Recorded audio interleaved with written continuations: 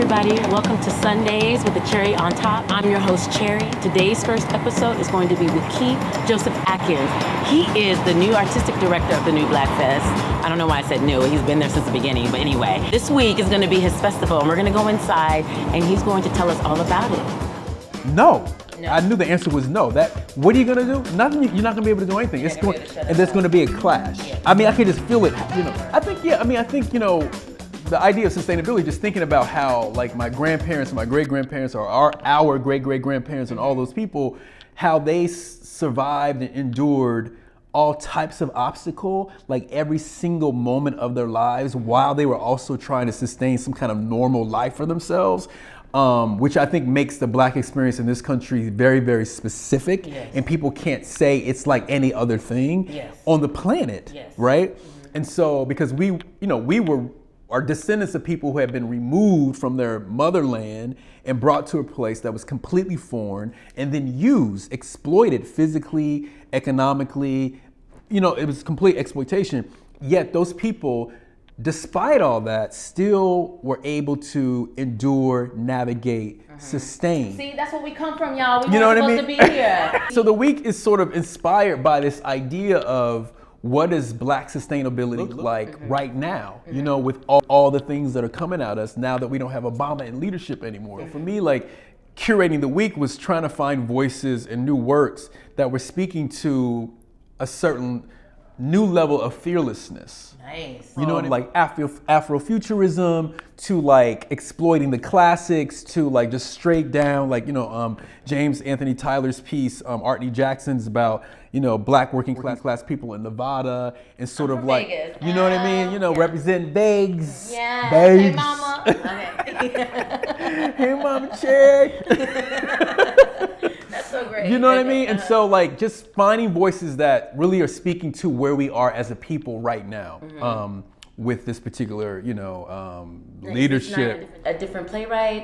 Each night it's a different playwright. So we kick off Monday, April 3rd, which is tomorrow, with a panel called Black Sustainability. So we have an amazing group of panelists. Tracy McCullum, Khatam, Yvette Carnal, who is a very interesting thinker. She is not a Democrat, I will say that. Okay. I wouldn't say she's a Republican, but Okay. she has a lot to say about the exploitation of Black people and how we need to be held accountable for some of our choices and who we choose to lead us. I mean, she's out of Atlanta. You don't want to miss that. You don't want to miss her at all, right? Oh my God, okay. Duarte Herodino, who works for the PBS NewsHour. He's an Afro-Latino. He's Dominican, half Puerto Rican, but he's also part of this new movement in the Latin community to identify as Black. Okay. Because for a long time, many of them did not. Yes. So he's part of that movement. It's like, I am a Black man.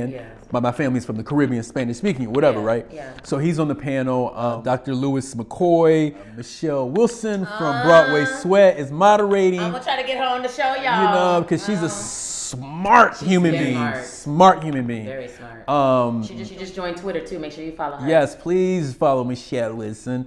And Dorian T. Warren is also on the panel. So that should be amazing. For the week, we have James Anthony Tyler with his piece Artney Jackson, a great piece about Nevada, which I just mentioned. Sangu Jikam is coming back. He's actually part of what we're calling our alum lab. So the alum lab means that playwrights who have been in the New Black Fest in the past with a certain work, we're bringing that playwright back and that same work. And letting seeing how it grow and helping them get to a new place, a new level of confidence in the storytelling. Have Gosi Anyanwu.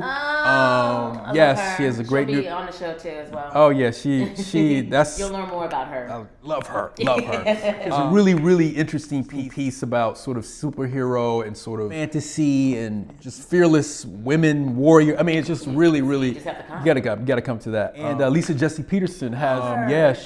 She's written opera. She does a lot of one woman. So this piece is a one person piece, but it has two singers in it. It's about this young Black woman who's finding her fearlessness and sort of her power in imagination, having to use imagination to sustain herself in the craziness of the real. Again, sort of the theme of sustainability. Oh my gosh. How did you get this as a home? This is our third year at the Lark Play Development Center. 3 years ago, I was talking to John Eisner, who's the artistic director of the Lark, and he and I were just sort of like, how can we work together? You know, he said, it seems like you're really interested in new work. We're interested in new work. You're interested in development. We're interested in development. I was like, yeah. But at the same time, I'm also very much interested in making sure that authentic voices are nurtured. Yes. Because what happens in American theater often is that larger white institutions decide on certain playwrights of color, or even women, or even queer playwrights, and they only nurture or continue to nurture those particular people. And so there are a whole group of other people in the community and communities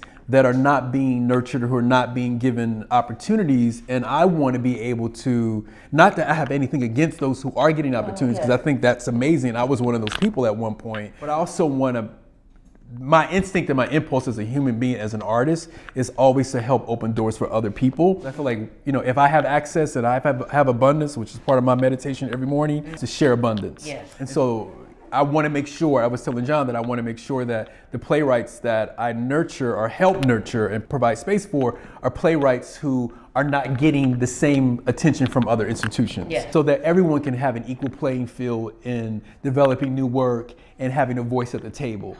Do you know what I mean? Yes. And so he and I sort of agreed that that would be an important thing to do. And we decided to sort of come together that first year and see how it could work. You know, they provide us space, we curate the talent and the new work. You know, it's been a great relationship for the last 3 years, and it's growing and growing. And so each year, like the first year was just a reading. I think it was like 1 day of rehearsal. Then the second year was like 2 days of rehearsal. And now we're at 3 days of rehearsal. And my ultimate goal as far as the new Black Fest is actually to be a producing entity. Nice, yes.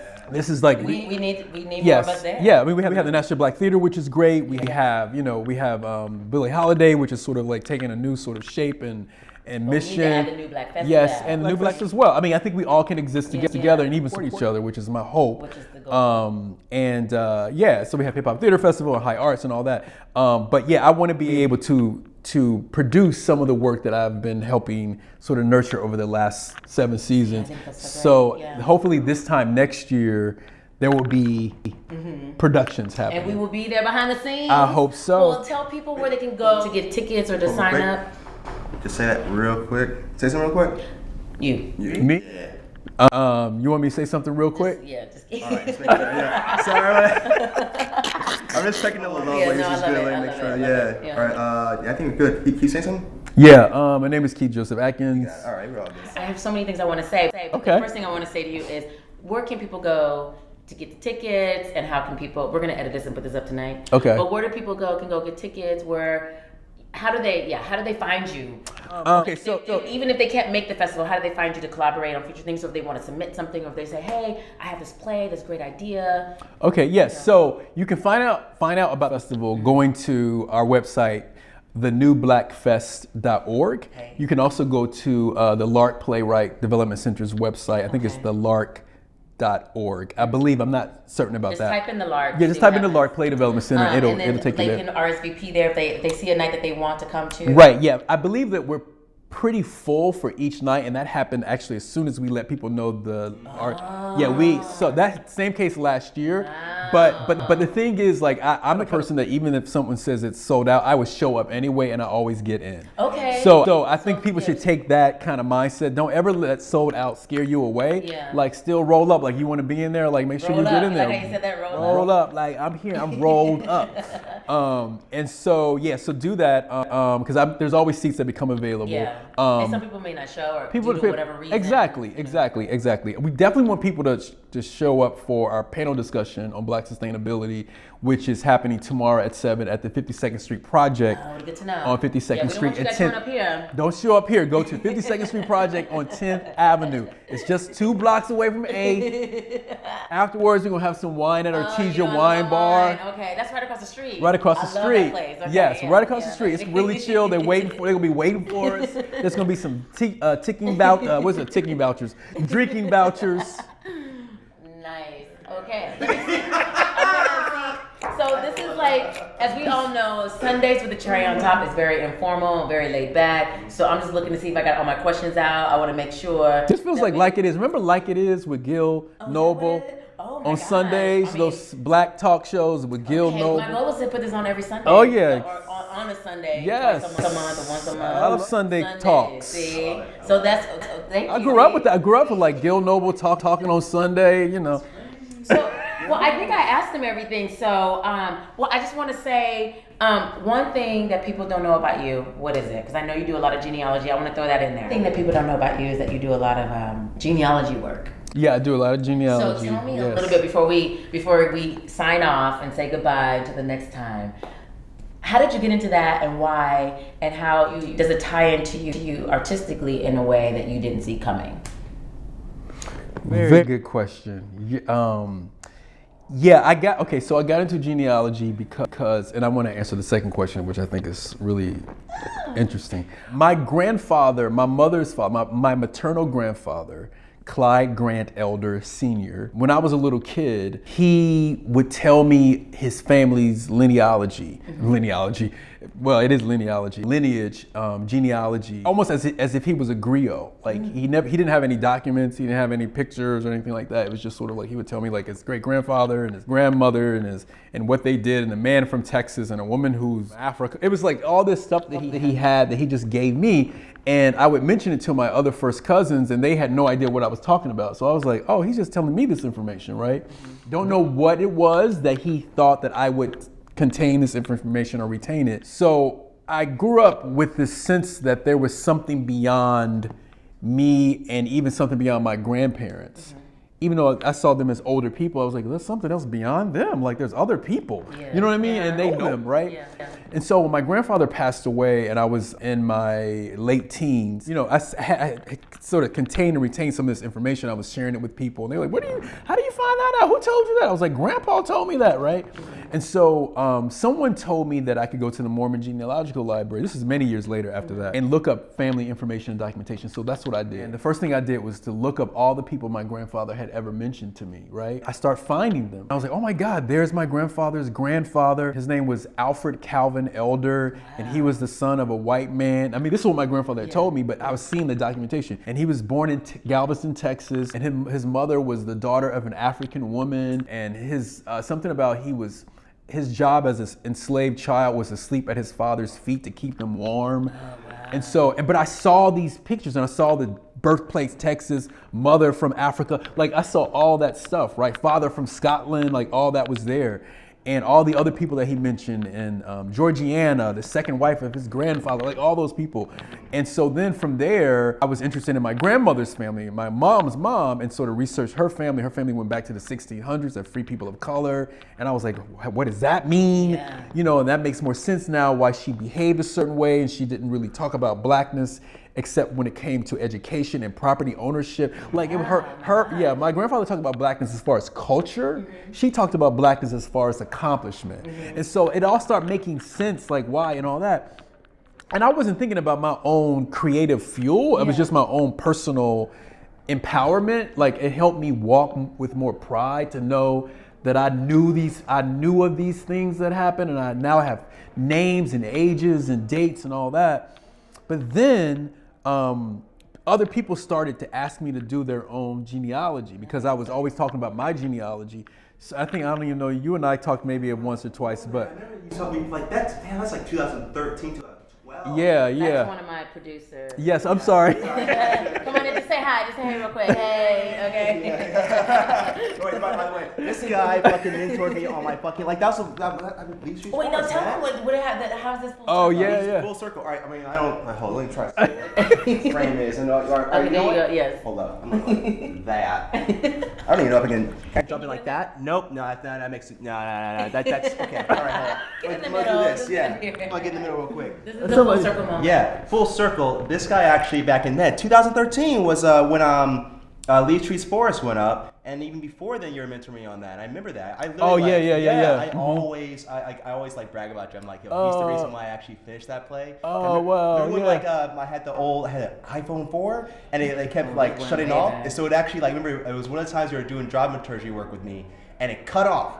And I remember like there's like back then they didn't have iMessage at all. So I literally had to sit there and wait for the phone to charge, and I was sitting on pins and needles. I was like, he thought I hung up on him. Oh. And like, and I remember that shit. Yeah, I was sitting like I remember that. Yeah, all that. That was a I remember. crazy Yeah, time, yeah, yo. yeah. And I remember because Carla Stillwell from the Impact Carla Theater from Stillwell. Chicago. And you guys talked about genealogy as well? I think Mission, so. Mission in passing, you were saying I think like you so. did that. Because I remember, didn't genealogy, wasn't that behind you, or partly behind you doing the last Saint on Sugar Hill, or not?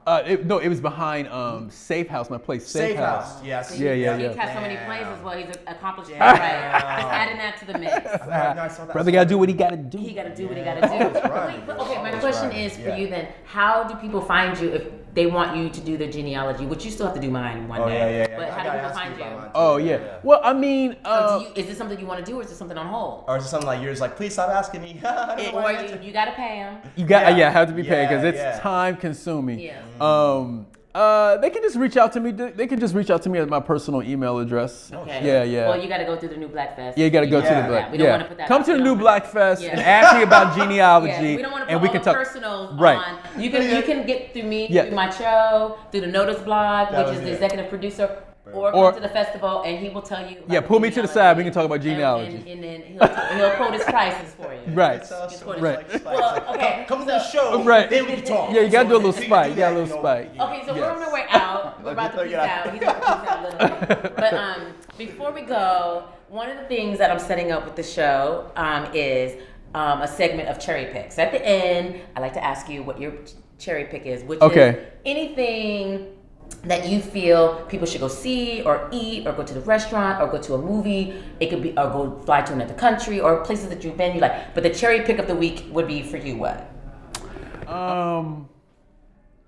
I would. What's at the top of my mind and heart is to go see Get Out. Oh, if you have not seen Get Out. Because too many of us are in the sunken place. Yes, we do not want to be. You do not want to be in the second place. That's a good one. Okay. Jordan Peele, if you're watching this, Jordan we just Peele. loved your show. What? Okay. Get Yeah. Out. Get Out. Yes. Yes. That's a good one. Yes. And it's what it grossed $150 million.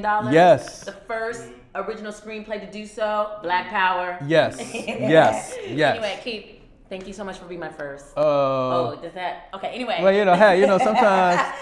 This is Cherry with Sundays with the Cherry on Top. This is Keith Joseph Atkins, the artistic director of the New Black Fest, and he was my first. I hope you guys like it, and if you do, make sure you go to the blog and give me notes, and we'll have you for the second one, okay?